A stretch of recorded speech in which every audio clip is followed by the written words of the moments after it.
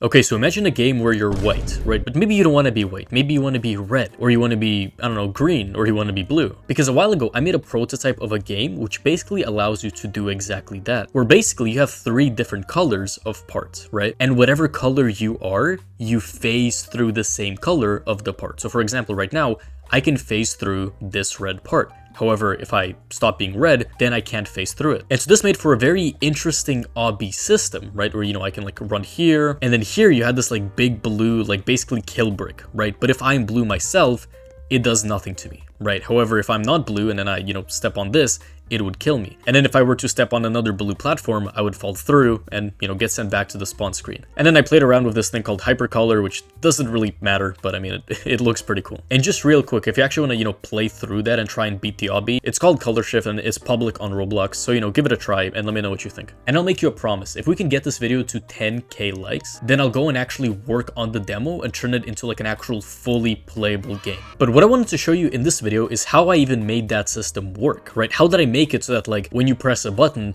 the character is able now to phase through some parts but not others? Because here's the thing, if you've never like developed yourself, you might be kind of thinking like, oh, wouldn't that be easy to do? But the thing is, not really, because each part has their own like collision property, right? So for example, if I set the spawn location to, not be able to collide with anything, and then let's say I unanchor it, so meaning that it's going to be affected by gravity, you know what's going to happen if I run the game?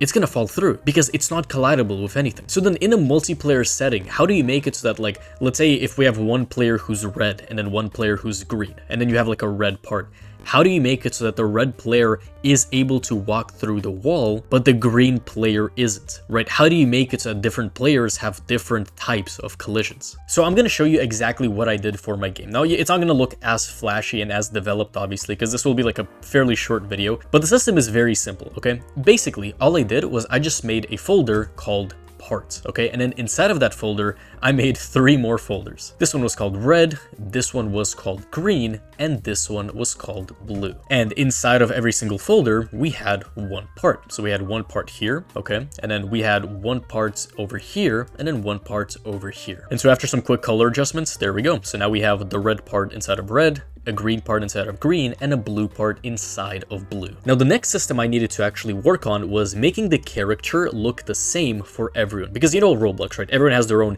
individual unique characters. I mean, look at mine. Mine has $300 headphones on. So, that's pretty cool. But the thing is, I didn't want every character to look like this, because the thing is, like, I can't change the color of like this bodysuit, for example. Like, I can change the color of the parts, that are inside of this, but that's the issue, because every single character is so unique, right? I can't just change the color of like this accessory, for example. I can't do it. I can change the color of his, body parts, but they're hidden behind this suit, right? So you won't see it. So what I needed to do was figure out a way to make every single character look the same. That actually might sound like harder than it actually is, but all you gotta do is just you make a block avatar like this, right? And then you call it starter character, and then you just copy this guy and then you put him inside of starter player. And so then whenever you play the game now, you play as this little character, right? But a problem here is that we can still, walk on the parts. I can still stand on the red part and the blue part and the green part. So how do we actually fix this? Well, this is where the next part comes in, which is actually detecting player input. Now, I'm not gonna add buttons here, but what I will do is just script the keybinds, okay? So whenever the player presses Q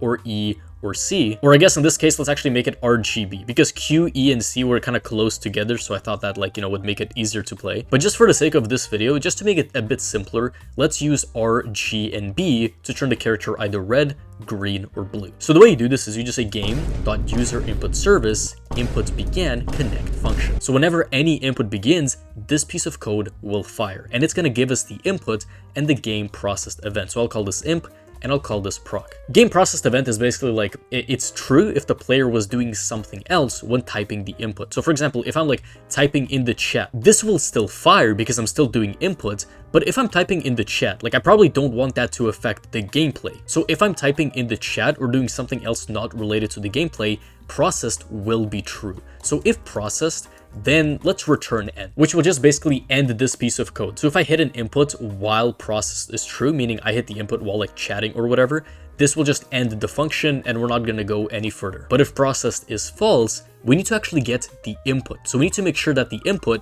is actually one of the, 3 keys. If it's R, if it's G, or if it's B. I know that, some people might be like, oh, mobile, I'm playing on mobile, or like, oh, but I'm playing on Xbox. I don't care, bro. PC master race, bro, for life. So yeah, if imp.keycode is equal to enum keycode, and then let's say R, so let's do R first, then we're gonna do something, right? Then we say else if, and then we basically just copy this, okay? So we just do the same thing here. And so right now what we need to get is the player's character, okay? So we need to get the player first. So I'll say player is equal to game.player's local player, like so. And then to get the character, I'll just say player.character, or if the player character is still loading, right? So, or meaning that like the player character doesn't exist yet, then we're gonna say character added, wait. We're gonna wait until the character is added. The issue here, however, is that we are on a local script, meaning that anything that happens here will only be seen by our player. So for example, if I like turn my character red in this script, only we will be able to see that the character is red. So this change we have to do on the server, okay? Because here's the thing, I'm not sure if you know, right? This is just a quick lesson.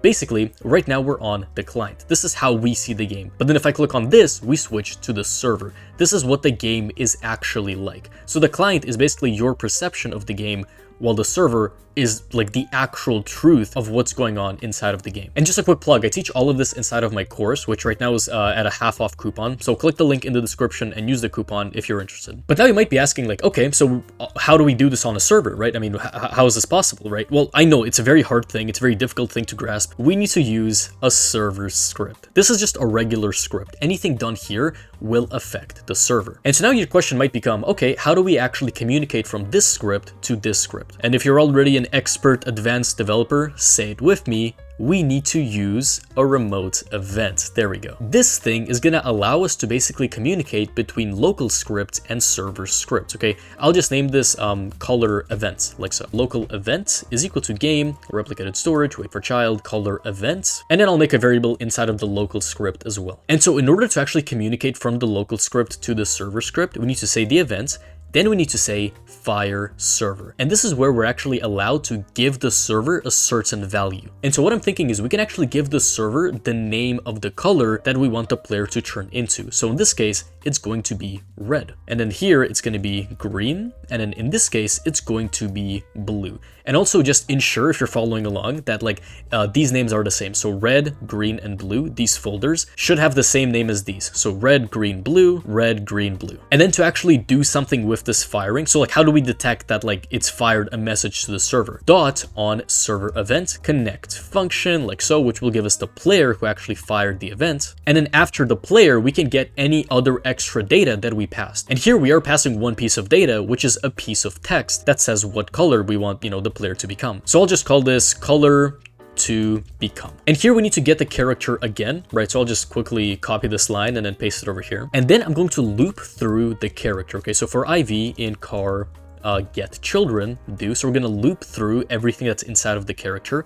And if the item that we're currently looping through is a base part, then what we're gonna do is, depending on the color to become, we're gonna change the color of the player's body parts. Now this is where we could use a bunch of if statements. So we could say like, okay, yeah, if color to become is equal to red, then change color to red. Else, if color to become is green, then change color to green. So we could do that. However, something that I'm thinking would be more interesting is, what if inside of each folder we add a color attribute? Okay, so every single item in Roblox has this thing called tags and attributes. Okay, don't worry about tags for now, I have like a whole video on them, but attributes are what we want to focus on. And basically, if I click on add, an attribute is just a thing where like you can give it a name. So I can say like color, for example, and then we can give it the type of value that we want it to be equal to. So in this case, I want it to be equal to a color 3. And so the color that I want it to be equal to is just going to be pure red. Okay, and then we're going to do the same for the other two folders. So I'll just say color, like so, and I'll also make it a color 3 value. And so then for green, the color is going to be, bright green, obviously. And then for blue, the color will be a bright blue. But actually, wait, now that I'm thinking about it, right, the parts themselves are not the same color as what we give to the folder. Okay, so I'm actually gonna do a quick thing where I actually use the color of the parts. Okay, so I made it like, a very bright color, but I feel like if we want the character to actually like fall through the parts, we should make the character actually the same color as the parts, right? So that's just what I'm gonna do right now. And so now what we need to do is we just need to get the folder with the same name as the color to become. So we're going to say local color folder is equal to workspace dot parts, and then we're going to find first child color to become. So it's going to scout the parts folder to find the folder with the same name as color to become. So if color to become is like blue, then this color folder will be equal to this blue folder. And then we need to actually get the color of the folder, right? So we can say local folder color folder color, I know, very confusing, is going to be equal to, so we're going to get the folder, right? So color folder get attribute color. And so then once we get the color attribute of the folder, we can just say v.color is equal to folder color. And so right now, if I play the game, let's see, if I hit R, there we go. If I hit G, there we go. And if I hit B, there we go. So this is where the final piece of the puzzle comes in. This is a feature that not a lot of beginner scripters actually know about, and in fact, it's actually hidden in the advanced tab, interestingly enough, and it's called collision groups. The idea here, right, is that basically you can create different types of collision groups for different parts. And so let me show you exactly what I mean, right? I'm gonna make a group called red, like so. Then I'll make a group called blue, and then I'll make a group called green. And then when I click on these groups, I can basically select what I want these groups to collide with. And so if it's blue, I don't want it to collide with other blue parts. So anything that's blue can still collide with anything that's marked as green or red or default or whatever, but not other parts marked as blue. And I'll do the same for green, and I'll do the same for red. And so then what I gotta do is just take all of these parts, right, and then set their collision group equal to their appropriate collision group. So this one is gonna be red, right?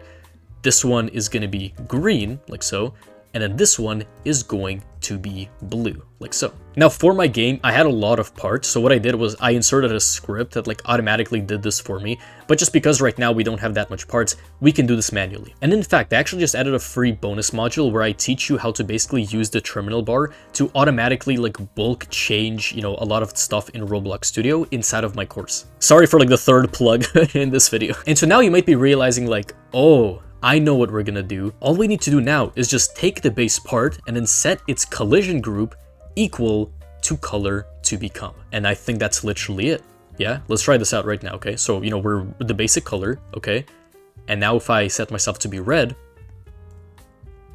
there we go. If I set myself to be green, there we go.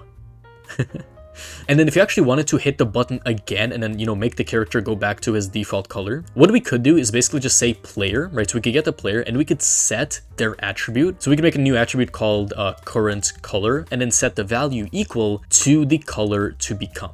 And so then just before doing that, we could just check like, okay, if player gets attribute current color is equal to color to become. So for example, if my player is blue and I press the blue button again, I want the player to go back to being like default, right? So what I can do is I can basically loop again, right? So I can do the same loop, but then instead of setting v.color equal to the folder color, okay, I'll just set v.color, there's probably like an easier way of doing this, like a more efficient way, but honestly, I'll just take the rig and I'll just copy the color that it has, which is sand green. Okay, very creative name. Yeah, and then I'll just set its color equal to color 3 from RGB, and then I'll give it these values. And then the collision group is going to be default, and then the moment that I do this, I will return, meaning we're going to end the function and not do any of this. Oh, and actually right before returning, we should probably change the player's attribute as well. So just set it to nil. We're going to set it to nothing. Yeah, let's try this. Okay, so I'm going to go here and then my player's red. Beautiful. And then if I click on blue and then green, okay, everything works the same.